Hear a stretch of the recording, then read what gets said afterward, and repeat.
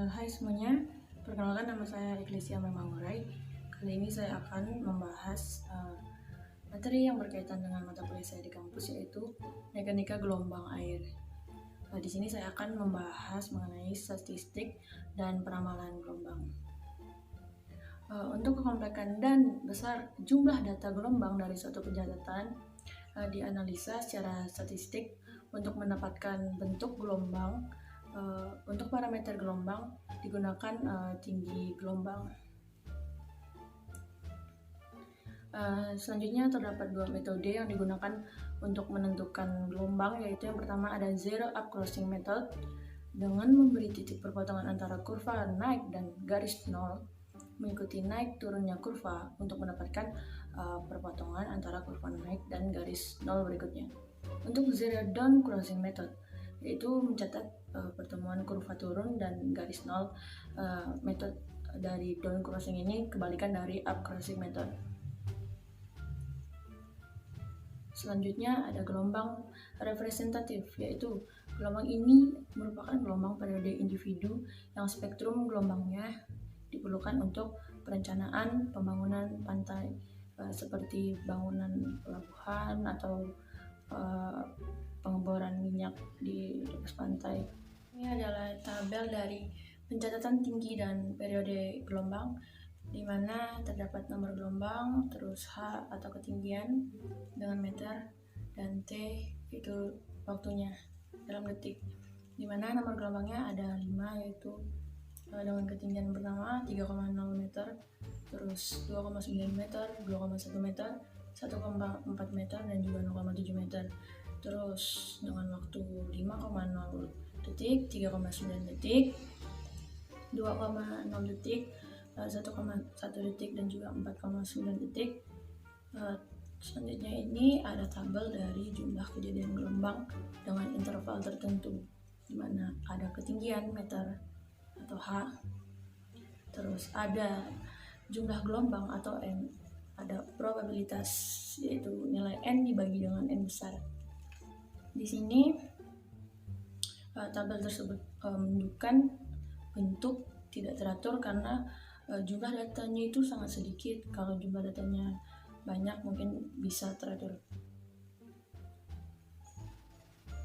Untuk keterangannya sendiri, H itu merupakan tinggi gelombang dengan interval 1,0. N merupakan jumlah gelombang yang terjadi setiap interval.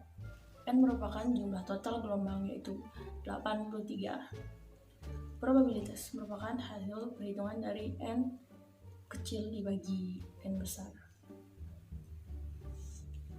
Selanjutnya ada perkiraan gelombang dengan periode ulang. Untuk menentukan gelombang dengan periode ulang tertentu, dibutuhkan data gelombang dalam jangka waktu panjang. Jika data yang tersedia adalah data angin, maka analisis dilakukan terhadap data angin untuk memprediksi gelombang. Selanjutnya itu ada fungsi dari distribusi probabilitas. Dalam fungsi distribusi ini diberikan dua metode dalam perhitungannya, yaitu metode Gumbel atau Fisher tipe type 1 dan metode Weibull. Selanjutnya saya akan menjelaskan metode distribusi Gumbel atau Fisher tipe type 1, di mana di sini ada tabel dari gelombang signifikan selama 10 tahun pencatatan dengan H yaitu 3, 1,4, 2,9, 1, 4, 2, 1,2, 1,9, 4,1, dan juga 2,1. Selanjutnya ada tabel dari gelombang dengan periode ulang, di mana ada nomor urut M, terus ada HSM, ada P, ada YM, ada HSM dikali dengan YM, dan juga ada YM kuadrat, di mana jumlah dari HSM-nya 23,6, P-nya 5, YM-nya itu 5,4101, HSM dikali YM-nya itu jumlahnya 24,2079, dan juga YM kuadratnya bernilai 15,5637, di mana kolom 1 adalah nomor urut M, kolom 2 urutan data gelombang dari besar ke kecil, kolom 3 adalah nilai dari P, yaitu HS kurang dari sama dengan HSM, kolom 4 adalah nilai dari perhitungan mean length dikali min ln dikali F dikali HS lebih kecil dari sama dengan HSM. Untuk kolom 5 adalah hasil perkalian HSM dan juga YM. Kolom 6 adalah perhitungan dari YM kuadrat. Untuk nilai N sendiri yaitu sama dengan 10, V-nya sama dengan 10 dibagi 10 jadi 1, NT-nya sama dengan 10, dan juga lambda-nya sama dengan 1. Untuk HSM sama dengan 23,6 dibagi 10, jadi hasilnya sama dengan 2,36.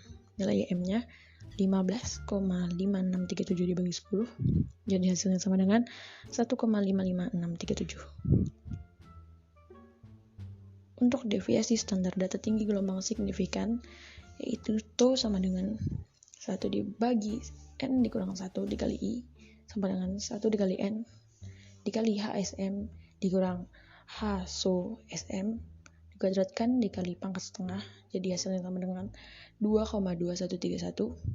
Untuk nilai A-nya itu hasilnya sama dengan 0,9053. Untuk nilai B-nya sama dengan negatif 2,5377. Untuk persamaan regresi yang diperoleh yaitu H so SM sama dengan 0,9053 YM dikurang 2,5377. Berikut ini adalah gambar tabel dari nilai HSM dan juga HSM dikurang H so SM. Selanjutnya, ini adalah gambar tabel untuk menghitung tinggi gelombang signifikan dengan beberapa periode ulang, di mana tabel ini merupakan gelombang periode ulang tertentu. Terdapat periode ulang atau tahun YR, HSR, atau NR, atau R, HS dikurang 1,28 dan juga HS ditambah 1,28. Jadi di sini untuk perhitungan tau R-nya itu tau NR dikali 0,8252. Jadi hasilnya itu ada banyak. Untuk nilai tau NR-nya sendiri kan terdapat 6 periode, jadi terdapat 6 hasil. Selanjutnya saya akan menjelaskan metode perhitungan dari Weibull, di mana tabel yang ditampakkan ini merupakan hitungan gelombang dengan periode ulang, di mana di tabel ini terdapat nomor urut M, HSM, P, YM, HSM dikali YM dan juga YM kuadrat. Untuk rumus probabilitas metode Weibull-nya sendiri sama dengan metode yang pertama tadi, dengan nilai itunya itu 1,6192, nilai A-nya 0,8484 dan nilai B-nya sama dengan 1,2103. Untuk persamaan regresi yang diperolehnya itu sama dengan H so SM sama dengan 0,8484 YM ditambah 1,21. Ini adalah gambar tabel dari nilai HSM dan juga H so SM. Oke, ini adalah gambar tabel dari gelombang dengan periode ulang tertentu untuk menghitung tinggi gelombang signifikan dengan beberapa periode ulang.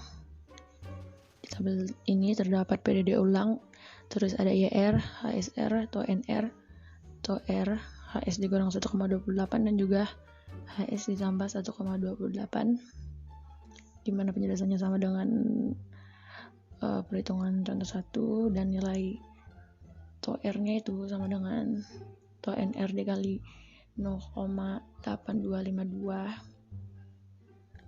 Sesuai dengan periodenya ada 6, jadi hasilnya ada 6 pula. Demikian penjelasan saya mengenai materi dari statistik dan penilaian gelombang. Sampai jumpa.